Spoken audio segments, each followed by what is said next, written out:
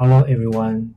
Today I would like to give you a brief introduction to the Debug Message API and the Analysis Console. My goal is to help you get started quickly with these tools, which I believe will be very helpful in debugging your applications or components. The Debug Message API provides an efficient way to send log messages from real-time applications to Windows. It simplifies the debugging process, allowing for easy communication of log data across platforms.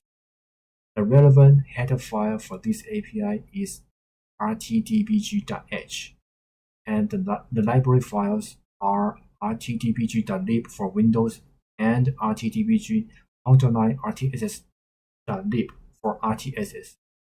These are part of the wRTOS SDK. The Analysis Console is a Windows-based application designed to work with the Debug Message API. It receives log messages from the real-time applications, displays them in its user interface, and offers the ability to save these logs to files. This combination provides a convenient toolset for debugging real-time applications. So why should we use the Debug Message API and the Analysis Console? Here are two proven use cases verified by Kingstar. The first is that the Debug Message API helps you to write detailed log of your component. These logs are very important for the support team because they can use it to identify issues and report these details to the development team, so problem solving can be speed up. The second is that developers can also use this log to check the program status during development. Here are the four key features. The first, that it helps you to write log easily, and you can write log in independent log channel, and you can enable or disable the types of log to write dynamically, and you can save the log to files continuously. Here I want to introduce the basic channel first. Basic channel allow you to easily send logs from your app to the console.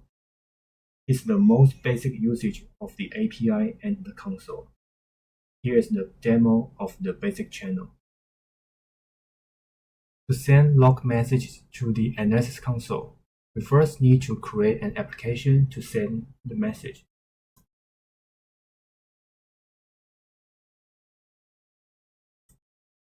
We can use the wRTOS application template. Name the project to demo.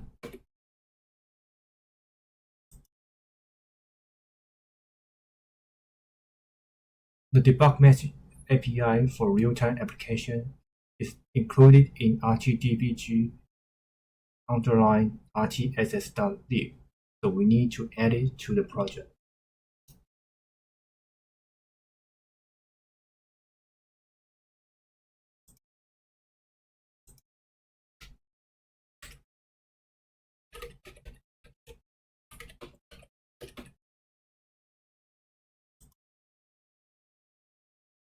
We modify the file to send a basic message to the Analysis Console.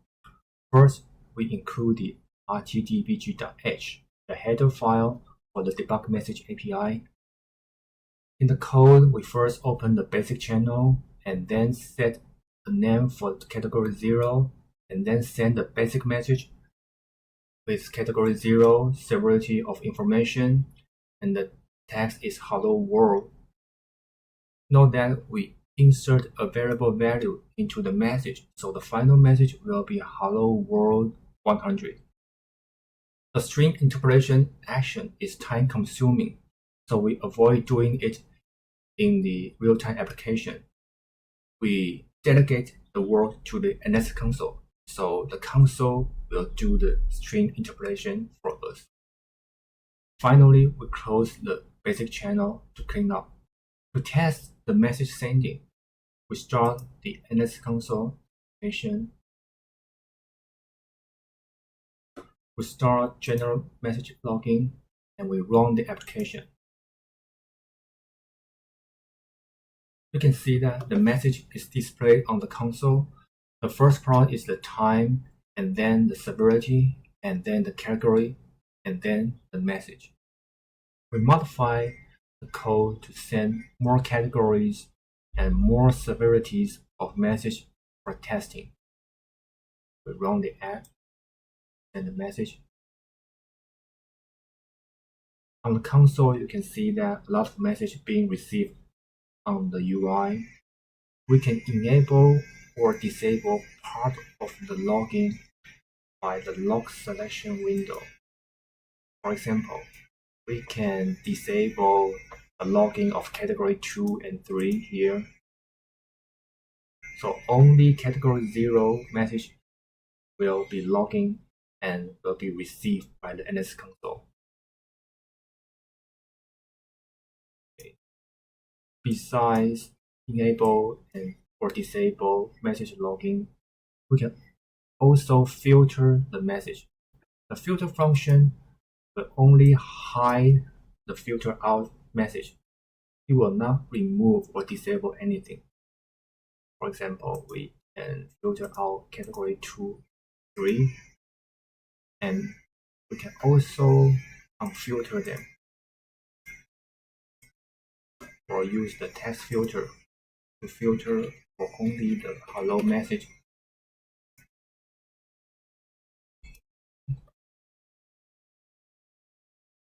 The next thing I want to demo is the search function. You can search by keyword or by severity for the basic message. For example, you can search for hello message here, or search by severity for all error message here. The console also allows you to save the messages to files by enabling the auto saving function. When it is enabled, all the message will be saved to files continuously, and you can view them from here. Okay, the basic channel message are saved to here. Another way to save the message is to use the export function, which will export all the visible messages to a file.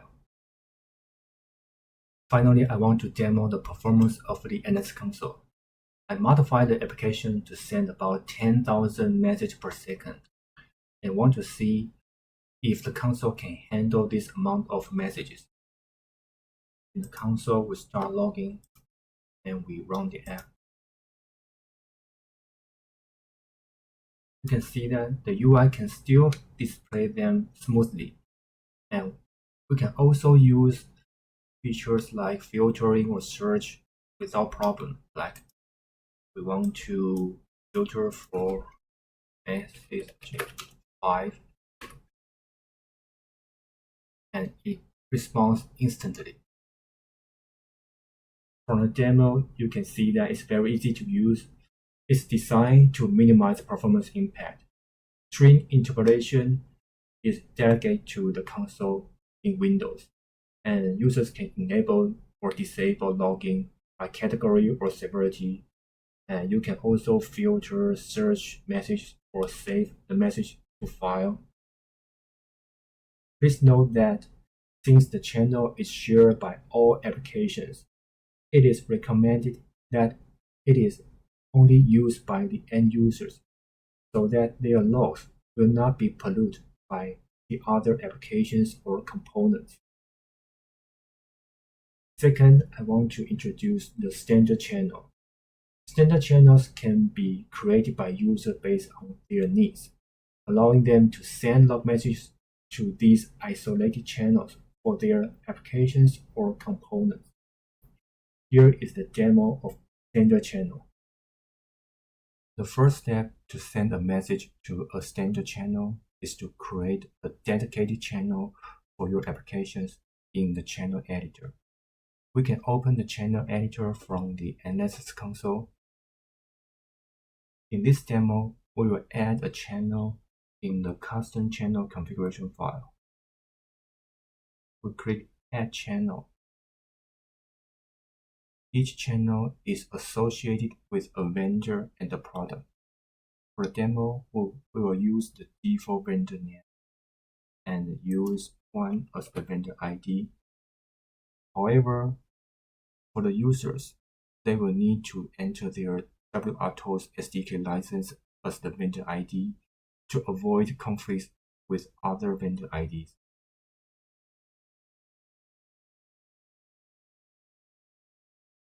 By default, the type selected for the channel is standard, which means the standard channel. We use the default name channel 1 and click OK. Now, the channel has been created. The simplest way to send a message to the standard channel is to use the default created message types. We can use the information message type with severity of information, send information messages. Also, we can use the arrow message type with severity of arrow to send arrow messages. By default, the arrow message type is displayed in red. There are two ways to send a message. The first is to use the debug message API directly. The second is to use the code generated by the channel editor. We recommend the second method, as the code generated by the channel editor is more user-friendly for sending messages to standard channels. First, we open our demo application.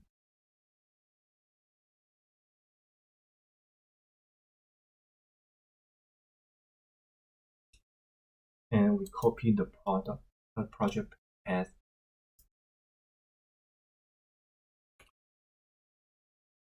And go back to the channel editor and select the product of the channel and check auto generate C++ code and paste the project directory to header file directory and the C++ file directory. Usually, when you click OK or Apply, the C++ file and header file will be generated automatically. But if you want to force them to be generated immediately, you can click Test Generation. Okay. Then we can go back to our project and add the files generated to the project.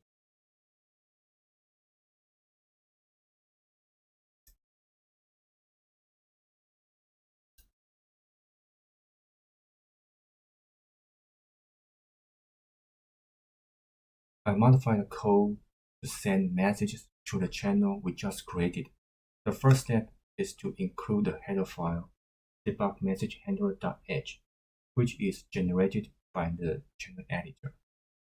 All the types and functions in the main method are defined in the debug message handler header file. First, we create an instance of debug message handler. Then we call initialize with application instance 0. After the initialization, we can now send in the message. The first function we use is send channel 1 info simple text, which means that to send a message to channel 1 with message type of info and message format simple text. The simple text message format allows us to send plain text message like hello world. The second function we use is send channel 1 info formatted text. The formatted text allows us to send message with variable values. For example, here, the final message for this will be sensor A value 200. The X here means to print the value in hexadecimal format. Finally, we call the release method to release the resources. We can now start testing the message sending. First, start general message logging. Switch the view to channel 1, and then run the app.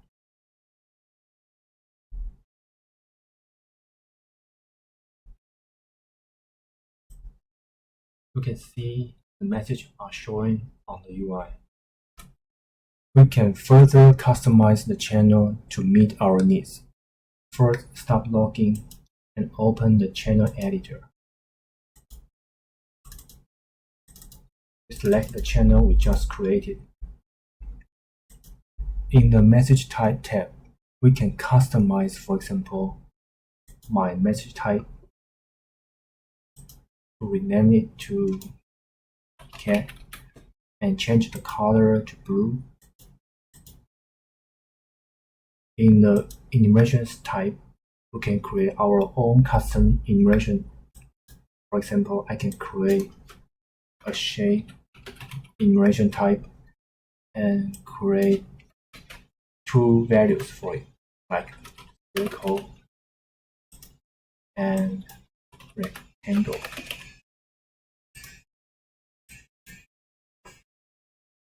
The enumeration can then be used in our message. In the sources tab, we can create source to associate with our messages. For example, we can create a robot source, a access source, a sensor source. When sources are created, every message will be associated with a source, and users can filter the message by the source. We can now click OK to apply the change and returning to our project.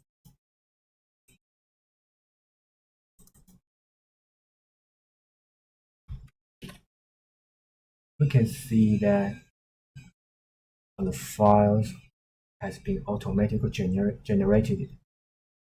However, we need to restart the Visual Studio to apply the change.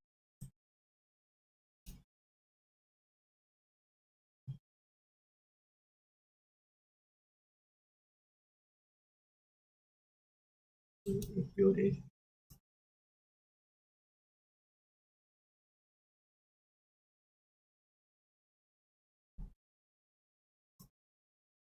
Okay, since the channel configuration has been changed, we need to modify the sending method accordingly. First, we need to add source information for each message sending method.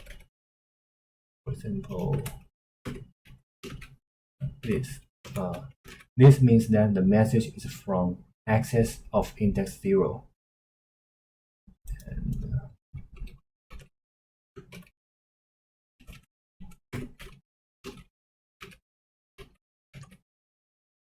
this means that the message is from sensor of index 1. We can add an additional message sending method like this. The method send message with type ecat, and it use our custom enumeration type shape. The enum value circle will be inserted into the message here, so the final message will be shape value circle. We can now test our message sending application. We start message logging here and run the app. You can see that the messages are shown on the UI. Sensor A value 200, shape value circle. Finally, I want to demo that you can create as many standard channels as you need, and they can be displayed independently. So, let's create another standard channel. Use the default name channel 2 and click OK to apply the change. And back to the message sending application. I modified the code to send message from both channels. Let's test the application. Run the app.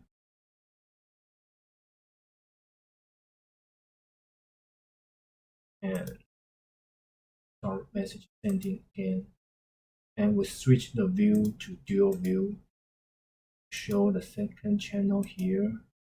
So you can see that each channel can be displayed independently.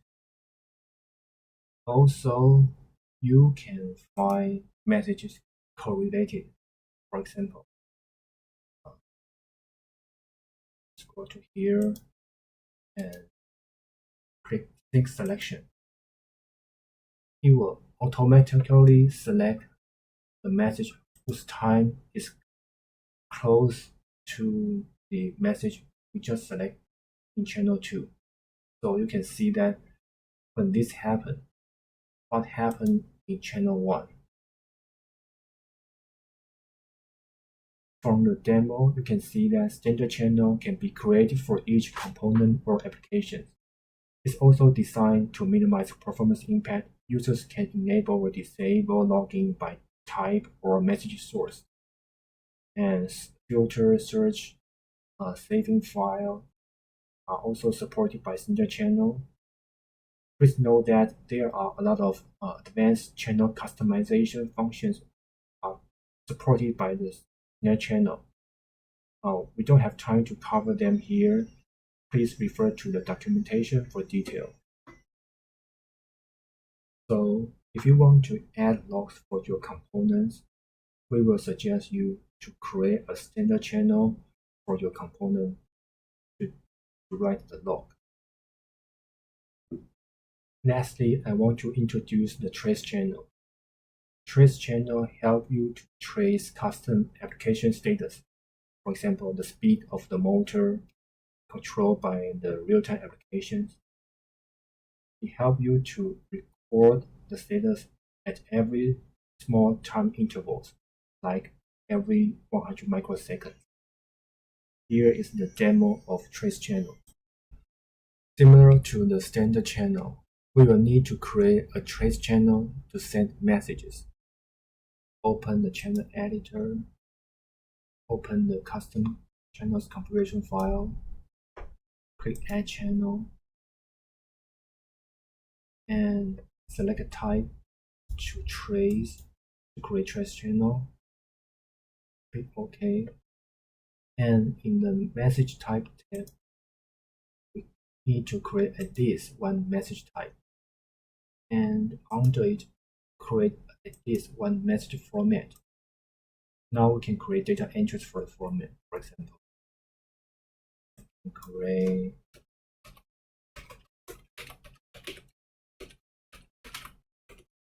actual position variable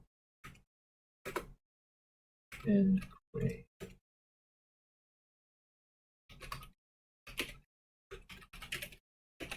actual velocity variable and create command position variable and create command velocity variable. Then we click OK to save the channel. Returning to our demo application, the header file and the CPP file will be regenerated automatically, allowing us to start sending messages to the trace channel. I modified the code to send a trace message every millisecond continuously. Back to the console, we need to enable the trace channel.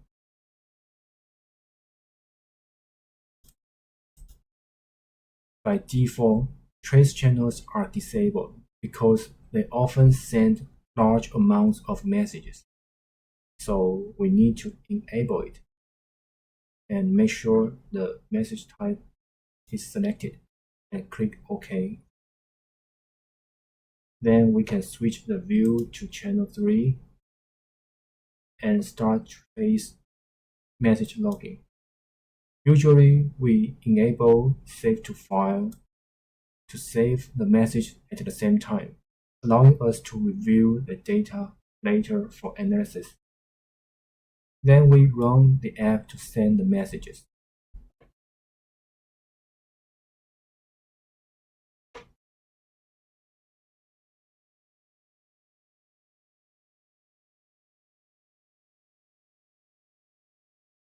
Messages will not refresh automatically on the UI because the trace message channel is designed to handle a large volume of messages. To view the messages, we need to click the refresh button. It will show the latest hundreds of messages on the UI, and we can use this function to check if all the data we want are collected. Once all the data we want is collected, we can stop the logging. After stopping the logging, the UI will show latest 20,000 messages. If you want to see full data, you can view it from the file. You can open the file from here. It will be under vendor 1, product 1, channel 3, type 1, format 1, and save in message format 1.csv.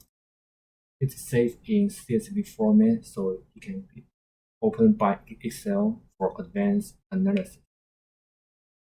From the demo, you can see how the trace channel helps log application status change at small time intervals with the ability to save this data into CSV files. This is very helpful for verifying real-time control algorithms. For example, you can use it to verify the velocity control algorithm in your motor control application. Lastly, if you want to create log channels for your MaxRT components, please refer to the conference page, create debug message channels for wRTOS components. It provides the steps to achieve this. That's all for today. Thank you for your time. I hope you will start using the debug message API and the analysis console to help you with your development and debugging. Thank you.